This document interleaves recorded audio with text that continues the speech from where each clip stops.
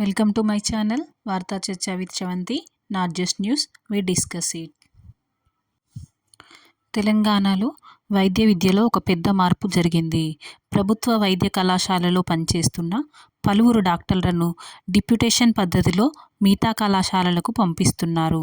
అయితే తాజాగా ప్రభుత్వం ఈ విధానాన్ని రద్దు చేసింది. ఇది ఎందుకు జరిగింది, దీని ముందు ఏం జరిగిందో ఇప్పుడు పూర్తిగా వివరంగా తెలుసుకుందాం. తెలంగాణ మెడికల్ కాలేజీల్లో డిప్యూటేషన్ రద్దు. Director of medical education doctor ఏ నాగేంద్ర కుమార్ అధికారిక ఉత్తర్వులను జారీ చేశారు.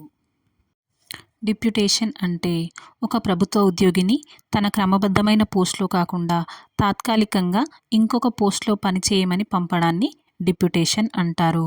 ఉదాహరణకు, ఒక మెడికల్ కళాశాలలో అధ్యాపకుల కొరత ఉంటే ఇతర కళాశాలలో ఉన్న సీనియర్ డాక్టర్లను తాత్కాలికంగా పంపించి ఆ ఖాళీని భర్తీ చేస్తారు.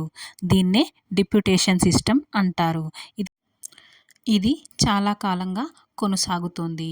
ఇప్పుడు సమస్య ఏమైంది? రాష్ట్రంలో కొత్తగా 26 ప్రభుత్వ మెడికల్ కాలేజీలు ప్రారంభమయ్యాయి. కానీ వీటిలో పూర్తి స్థాయిలో ఫ్యాకల్టీ లేరు.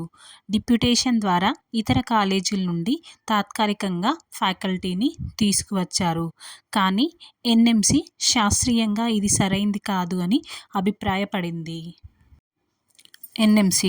ఎన్ఎంసీ అంటే నేషనల్ మెడికల్ కమిషన్. ఇది భారతదేశంలోని ఒక చట్టబద్ధమైన సంస్థ.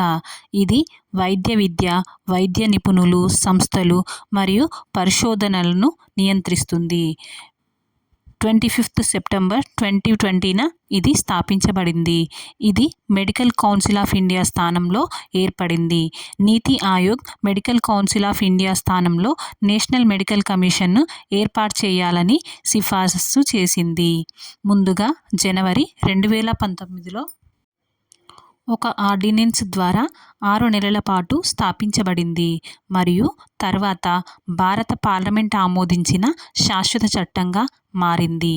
తర్వాత 8 ఆగస్టు 2019న భారత రాష్ట్రపతి దీనిని ఆమోదించారు. దీని హెడ్ క్వార్టర్స్ న్యూఢిల్లీ.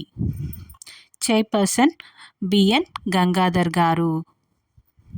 ఎన్ఎంసీ మొత్తం 33 మంది సభ్యులను కలిగి ఉంటుంది. అందుకే ఎన్ఎంసీ ఆదేశాలతో తెలంగాణ ప్రభుత్వం డిప్యూటేషన్ విధానాన్ని పూర్తిగా రద్దు చేసింది. రాష్ట్ర ప్రభుత్వ నిర్ణయం ఏమిటి? ఇప్పుడు ప్రతి కాలేజీకి పూర్తి స్థాయిలో శాశ్వత అధ్యాపకులను నియమించాలి. ఇందుకోసం త్వరలో సర్వీస్ కమిషన్ ద్వారా నూతన నియామకాలు చేపట్టనున్నారు. ఇప్పటికే డిప్యూటేషన్లో పనిచేస్తున్న వారు తమ అసలు పోస్టులకు తిరిగి వెళ్ళాలి అని చెప్పారు. దీనివల్ల విద్యార్థులకు శాశ్వత అధ్యాపకుల ద్వారా మంచి స్థాయి విద్య లభిస్తుంది. తాత్కాలిక వ్యవస్థలో ఉండే అస్థిరత తొలగిపోతుంది. విద్యా విధానం మేనిఫెస్టోలో ఇది ఎందుకు ముఖ్యమైనది?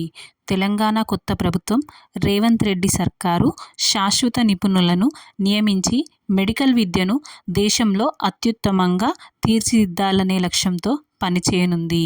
విద్యారంగానికి అధిక ప్రాధాన్యం ఇచ్చి వైద్య విద్యలో నాణ్యత, రోగులకు మంచి చికిత్స, రాష్ట్రం ఆరోగ్య రంగం వైపు బలపడుతుందని దీని ఉద్దేశం. ఇది ప్రభుత్వ ఎన్నికల హామీల్లో ఒక ముఖ్యమైన అంశం. దీనివల్ల విద్యార్థులకు లాభం ఏంటి? శాశ్వత అధ్యాపకులు, క్వాలిటీ టీచింగ్, మెరుగైన క్లినికల్ ప్రాక్టీస్, గట్టి నిపుణులు తయారవుతారు. దాంతోపాటు పీజీ సీట్లు కూడా పెరిగే అవకాశం ఉంది. ఎన్ఎంసీ పర్మనెంట్ ఫ్యాకల్టీ ఉంటేనే అదనపు సీట్లు మంజూరు చేస్తుంది. Thanks for watching. దీనిపై మీ అభిప్రాయాన్ని కామెంట్ రూపంలో తెలియజేయండి. నచ్చితే like, share and subscribe to my channel వార్తా చర్చ with Sravanthi. Not just news, we discuss it.